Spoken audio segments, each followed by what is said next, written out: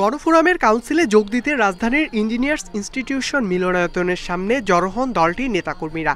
যোগ দেন বিএনপি, বিপ্লবী workers party সহ বিভিন্ন রাজনৈতিক দলের নেতারাও। এবারের কাউন্সিল উদ্বোধন করেন জুলাই আন্দোলনে নিহত রেসিডেন্সিয়াল কলেজের ছাত্র ফারহানুলের বাবা শহীদুল ইসলাম। সাম্প্রতিক ইস্যুর প্রসঙ্গ টেনে বিএনপি নেতা আমির খসরু বলেন, নানা কায়দায় অস্থিতিশীলতা তৈরির চেষ্টা চলছে।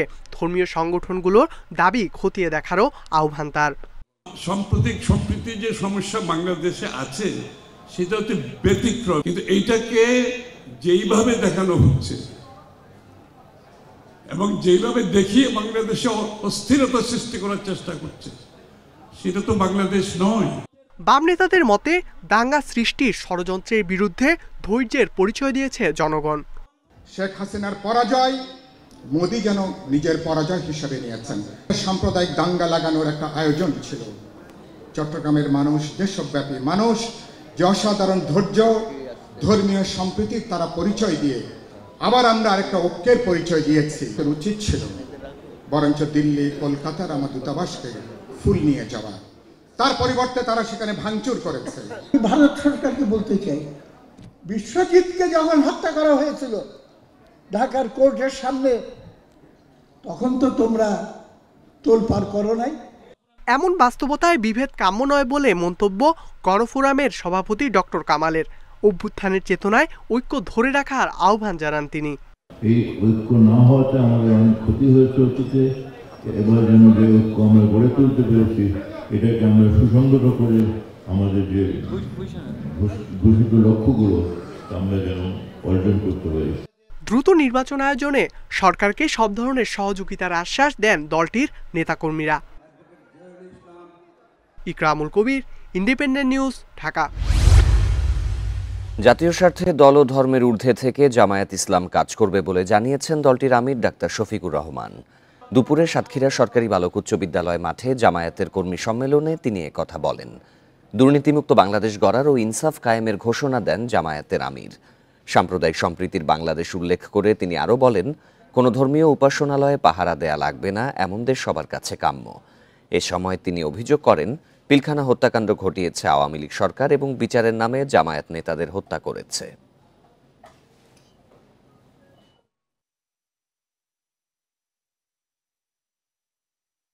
জাতীয় স্বার্থে দল এবং ধর্মের ঊর্ধ্বে উঠে আমরা থাকবো। আমরা এমন একটি দেশ চাই যে দেশে মসজিদও পাহারা দেওয়ার প্রয়োজন হবে না, মন্দির এবং মঠও পাহারা দেওয়ার দরকার হবে, গির্জাও পাহারা দেওয়া লাগবে না। সকল ধর্মের লোকেরা তাদের আপন আপন ধর্ম তাদের মতো করে শান্তিতে নিরাপত্তার সাথে তারা পালন করবে। বাইরের শক্তি নয়, জনগণের সমর্থন নিয়ে ক্ষমতায় যেতে হবে বলে মন্তব্য করেছেন যুব ক্রীড়া উপদেষ্টা আসিফ মাহমুদ। বিকেলে কুমিল্লার মুরাদনগরে দুর্গারাম সরকারি উচ্চ বিদ্যালয়ে দেয়া সংবর্ধনায় তিনি একথা বলেন। উপদেষ্টা বলেন, যারা মনে করে ভারতের আশীর্বাদ ছাড়া এদেশে ক্ষমতায় যাওয়া যায় না, তাদের পরিণতিও হাসিনার মতো হবে। ভবিষ্যতে ক্ষমতায় যেতে হলে জনগণের সমর্থন পেতে হবে।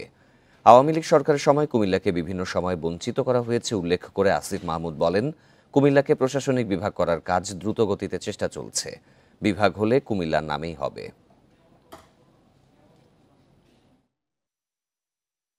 শেখ হাসিনার থেকে বেশি কারো প্রতি ভারতের বেশি আশীর্বাদ ছিল না।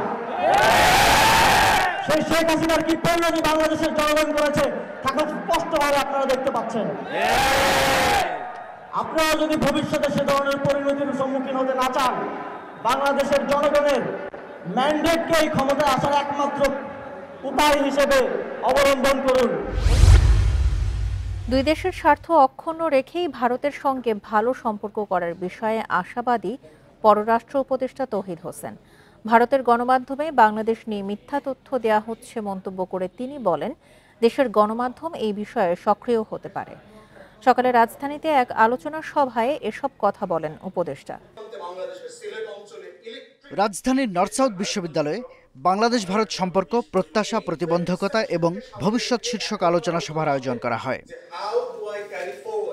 এতে বাংলাদেশ ভারত সম্পর্কের নানা দিক তুলে ধরেন আলোচকেরা। বাংলাদেশের স্বার্থ রক্ষা, নিরাপত্তা নিশ্চিত করা সহ বিভিন্ন বিষয়ে পরামর্শ দেন তারা।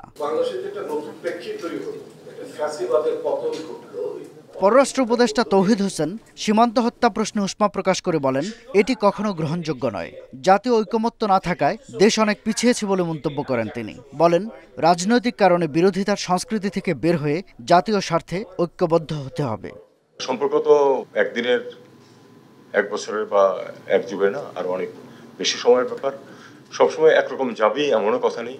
আমরা আশাবাদী হতে চাইবো যে আমরা একটা ভালো সম্পর্ক প্রতিষ্ঠা করতে পারবো, যাতে করে দুই পক্ষের স্বার্থ সংরক্ষিত হয়। দেশের স্বার্থ রক্ষায় সক্ষমতা বাড়ানোতে জোর দেন তৌহিদ হোসেন। বাংলাদেশের বিভিন্ন ঘটনার সংবাদ প্রচারে ভারতের গণমাধ্যমের ভূমিকা নিয়েও কথা বলেন তিনি। ভারতীয় মিডিয়াতে যেসব মিথ্যাচার হচ্ছে সেগুলিকে তুলে নিয়ে আসা, আমরা জানি যে এটা কিন্তু প্রচুর ওই যে ট্রুথ চেক করার যে ব্যবস্থা আছে, সেখানে কিন্তু একেবারে প্রমাণিত যে অনেকগুলি বক্তব্য তারা সম্পূর্ণ মিথ্যা দিচ্ছে। সেগুলিকে আমি মনে করি যে আমাদের মিডিয়া আরেকটু শক্তভাবে উত্থাপন করতে পারে। বহির্বিশ্বে বাংলাদেশের প্রভাব বাড়াতে প্রবাসী বাংলাদেশিদের স্থানীয় রাজনীতিতে অংশ নেওয়ার আহ্বানও জানান পররাষ্ট্র উপদেষ্টা। স্থানীয় রাজনীতিতে জড়িত হন, যেটা ভারতীয়রা করেছে। শাহাদাত স্বপন, ইন্ডিপেন্ডেন্ট নিউজ, ঢাকা। বিশ্ববাজারে চলতি সপ্তাহে ৩% বেশি কমেছে অপরিশোধিত জ্বালানি তেলের দাম। মধ্যপ্রাচ্যের চলমান সংঘাতের কারণে সরবরাহ ঝুঁকিতে কমেছে এই পণ্যের বাজার দর। সাপ্তাহিক লেনদেন শেষে পণ্যটির দাম 33 সেন্ট বা 0.4% কমেছে।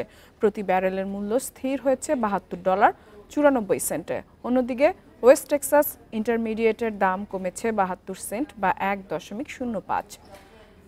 ব্যারেল প্রতি মূল্য দাঁড়িয়েছে $68। সপ্তাহ জুড়ে ফিউচার মার্কেটে ব্রেন্টের দাম 3.3 ও WTI এর দাম 3.8% কমেছে। যদিও মধ্যপ্রাচ্যের ভূ রাজনৈতিক উত্তেজনায় এখন পর্যন্ত তেল সরবরাহে কোনো প্রভাব ফেলেনি।